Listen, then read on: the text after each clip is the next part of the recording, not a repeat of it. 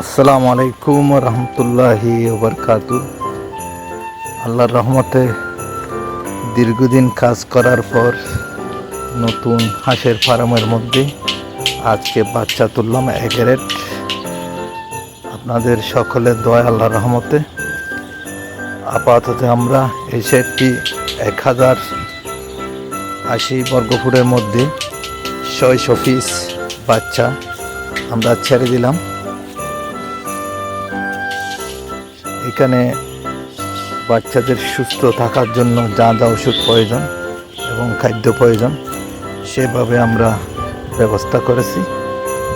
আপনারা যারা বাচ্চা লালন পালন করেন তাদের মতামত চাই, এবং তারা আপনাদের মধ্যে কেউ যদি প্রশ্ন করে থাকেন তাহলে প্রশ্নের উত্তর দেওয়া যাবে। আপনারা যারা হাঁসের ফার্ম করেন এবং মুরগির ফার্ম করেন তাদের সকলের প্রতি রইল শুভকামনা। আসলে বেকার মুক্ত দেশ করতে হলে ফার্মের বিকল্প কিছু নেই, ফার্মেই করতে হবে। এই ফার্মের মাধ্যমে লালন পালন মাধ্যমে দেশের